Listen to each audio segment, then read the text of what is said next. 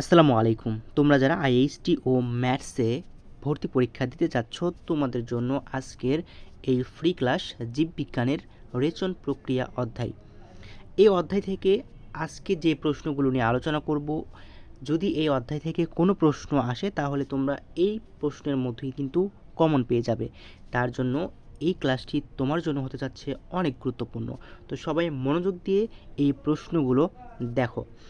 ১ নম্বর প্রশ্ন, বৃক্কের রং কেমন হয়? ক লালচে, খ লাল, গ হালকা হলুদ, ঘ হলুদ। সঠিক অ্যান্সার হচ্ছে ক লালচে। ২ নম্বর প্রশ্ন, বৃক্কের তন্তুময় আবরণ বেষ্টিত অংশকে কি বলে? Cortex, pelvis, medulla, capsule. Right answer হচ্ছে ক্যাপসুল। ৩ নাম্বার, বৃক্কের একক কি? পেলভিস, পিরকা, নেফ্রন, হাইরাস। সঠিক অ্যান্সার নেফ্রন। ৪ নম্বর প্রশ্ন, নিম্নের কোনটি নেফ্রনের অংশ নয়? হেনলির লুপ, বোম্যান্স ক্যাপসুল, সংগ্রহনালী, হাইলাস। সঠিক অ্যান্সার হাইলাস। তো তোমরা কিন্তু এই পিডিএফটি ফ্রিতে পেয়ে যাবে। আমাদের হোয়াটসঅ্যাপে নক দিলে। তো ক্লাস শেষে আমি হোয়াটসঅ্যাপ নাম্বারটা দিয়ে দিব, তোমরা সেখানে নক করে কিন্তু পিডিএফটা নিতে পারো। তো এখন প্রশ্নগুলো দেখো। এই প্রশ্নগুলো থেকেই কিন্তু যদি এই অধ্যায় থেকে প্রশ্ন আসে তোমরা কমন পেয়ে যাবে। ৫ নাম্বার, বৃক্কে ছাঁকনির মতো কাজ করে কোনটি? Bowman's capsule, renal corpuscles, glomerulus, renal tubule. সঠিক অ্যান্সার গ্লোমেরুলাস। দেহে পানির পরিমাণ বেড়ে গেলে কোনটি ঘটে? রক্তে নাইট্রোজেন বৃদ্ধি পায়, রক্তে ক্রিয়েটিনিন বৃদ্ধি পায়, রক্তে গ্লুকোজ বৃদ্ধি পায়, রক্তে ইউরিক অ্যাসিড বৃদ্ধি পায়। সঠিক অ্যান্সার রক্তে নাইট্রোজেন বৃদ্ধি পায়। বৃক্কে পাথর হওয়ার সম্ভাবনা বেশি কার? পুরুষদের, মহিলাদের, ছোটদের, উপরের সবগুলো। সঠিক অ্যান্সার পুরুষদের। রক্তে কোন পদার্থের বৃদ্ধিতে কিডনি বিকল হয়ে যায়? ইউরিক্রোম, ক্রিয়েটিনিন, ইউরিক অ্যাসিড, ক্যাট। এটা রাইট অ্যান্সার হচ্ছে ক্রিয়েটিনিন। তো কিডনি টেস্ট করার জন্য বা কিডনিটা ভালো আছে কি না এটা পরীক্ষা করার জন্য সিরাম ক্রিয়েটিনিন নামে একটা পরীক্ষা দেওয়া হয়, যেটার মাধ্যমেই জানা যায় যে আসলে কিডনিটা ভালো আছে নাকি খারাপ আছে। ক্রিয়েটিনিনের পরিমাণ যদি বেড়ে যায় তাহলে বোঝা যায় যে কিডনি খারাপ হয়ে গেছে। কিডনি বিকলের কারণ কি? ক্যান্সার, এইডস, ডায়াবেটিক্স, হাঁপানি। তো এই যে ডায়াবেটিক্স, তো ডায়াবেটিক্সটা কিন্তু আমাদের শরীরে নীরব ঘাতক হিসেবে কাজ করে। ডায়াবেটিক্স থেকে কিন্তু অনেক রোগ আমাদের শরীরে বাসা বাঁধে আস্তে আস্তে। ডায়ালাইসিসের মাধ্যমে কোন ধরনের বর্জ্য পদার্থ শরীর থেকে নিষ্কাশিত হয়? নাইট্রোজেন ঘটিত, প্রোটিন ঘটিত, শর্করা ঘটিত, কার্বন ঘটিত। রাইট অ্যান্সার হচ্ছে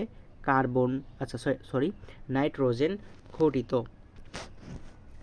11 নাম্বার, ডায়ালিসিস মেশিনের সাহায্যে কি করা হয়? রক্ত প্রবেশ করানো হয়, বৃক্ক প্রতিস্থাপন করা হয়, রক্ত পরিশোধিত করা হয়, যকৃতে রক্তে প্রবেশ করানো হয়। আমাদের রাইট অ্যান্সার কিন্তু গ, রক্ত পরিশোধন করা হয়। তো যাদের হচ্ছে কিডনিটা বিকল, কম কাজ করে, তাদের কিন্তু কিছুদিন পরই ডায়ালাইসিস করতে হয়।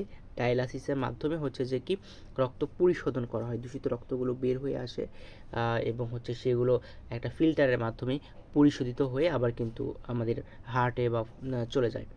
কিডনি প্রতিস্থাপনের জন্য অত্যাবশ্যকীয় শর্ত কোনটি? পিতামাতা, রক্ত group match, tissue match, brain dead. Tissue match করতে হবে যদি কেউ কিডনিটা প্রতিস্থাপন করতে চায়, অন্য আরেকজনের কিডনি যদি সে নিতে চায় তাহলে অবশ্যই টিস্যুটা ম্যাচিং হতে হবে বা টিস্যু ম্যাচ হতে হবে। 13 নম্বর, দেহের যাবতীয় নাইট্রোজেন ঘটিত বর্জ্য পদার্থ নেফ্রনে বহন করে কে? মূত্র, পানি, রক্ত, নালীয়ক্ষরণ।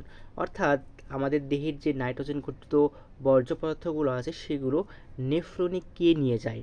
আমাদের রাইট অ্যান্সার হচ্ছে রক্ত। রক্তের মাধ্যমে কিন্তু এই দূষিত যে বর্জ্য পদার্থগুলো আছে, নাইট্রোজেন ঘটিত বর্জ্য পদার্থ, এগুলো কিন্তু নেফ্রনে নিয়ে যায় রক্ত। দেহের পানির ভারসাম্য নিয়ন্ত্রণে কোনটি প্রধান ভূমিকা পালন করে? উত্তর হচ্ছে গ, বৃক্ক। বৃক্কে পাথর হলে কোন উপসর্গ দেখা যায়? বৃক্কে পাথর হলে কোন উপসর্গ দেখা যায়? পেটে ব্যথা হয়, কোমর ব্যথা হয়, চোখ ঝাপসা লাগে, ঘাড় ব্যথা হয়, খ কোমর ব্যথা হয়। উচ্চ রক্তচাপের কারণে কোন রোগটি হতে পারে? যকৃতের ক্যান্সার, এইডস, ফুসফুস ক্যান্সার, কিডনি বিকল। ওকে, উচ্চ রক্তচাপ যেটা হচ্ছে আমাদের হাই প্রেশার, কিডনি বিকল হয়ে যেতে পারে। বিকল হওয়া কিডনির রক্ত পরিশোধনের প্রক্রিয়া হচ্ছে ডায়ালাইসিস, এটা আমরা যেটা একটু আগে পড়লাম। 8 নম্বর, রেচন তন্ত্রের মাধ্যমে মানবদেহ থেকে কি বের হয়ে যায়?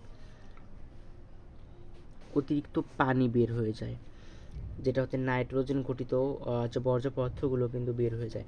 মানবদেহের জৈবিক প্রক্রিয়া কোনটি? জৈবিক প্রক্রিয়া হচ্ছে রেচন। কোনটি গ্রহণের ফলে মূত্রের অম্লতা বৃদ্ধি পায়? মাছ। যদি আমরা আমিষ জাতীয় খাবার খাই তাহলে কিন্তু মূত্রের হচ্ছে যে অম্লতা বৃদ্ধি পাবে। কোনটির উপস্থিতির জন্য মূত্রের রং হালকা হলুদ হয়? এই যে ইউরিক্রোম, এই প্রশ্নটা অনেক গুরুত্বপূর্ণ, যে ইউরিক্রোমের উপস্থিতির জন্য মূত্রের রং হালকা হলুদ হয়। নিচের কোনটিতে ইউরিক্রোম রয়েছে? ওকে, মূত্রের মধ্যে কিন্তু ইউরিক্রোমটা থাকে। মানব মূত্রের উপাদান 9 কোনটি? Urea acid, creatinine, plasma. তো প্লাজমা কিন্তু এটা হচ্ছে যে রক্তের একটা অংশ, রক্তের একটা উপাদান, এটা কিন্তু মূত্রের উপাদান না, ঠিক আছে? এই জন্য আমাদের রাইট আনসার হচ্ছে প্লাজমা। ইউরিয়া উৎপন্ন হয় কোনটি থেকে? ইউরিয়া কোথা থেকে উৎপন্ন হয়? এটা হচ্ছে অ্যামোনিয়া থেকে ইউরিয়া উৎপন্ন হয়। বৃক্কের অবতল অংশের ভাঁজকে কি বলে? বৃক্কের অবতল অংশের ভাঁজকে বলা হয় হচ্ছে হাইলাস বলা হয়, ঠিক আছে? বৃক্কের অবতল অংশের ভাঁজকে বলা হয় হাইলাস। বৃক্কের অবতল অংশের ভাঁজকে হাইলাস বলা হয়। তো তোমরা যারা এই পিডিএফটি সংগ্রহ করতে চাও তারা কিন্তু আমাদের এই নাম্বারটাতে যোগাযোগ করতে পারো। 0130536815। হোয়াটসঅ্যাপে তোমরা SMS দিলেই কিন্তু এই পিডিএফটি পেয়ে যাবে। এবং তোমরা যারা আমাদের অনলাইন কোর্সে ভর্তি হতে চাও তারা কিন্তু আমাদের কোর্সটাতে ভর্তি হতে পারো। আমাদের কোর্সে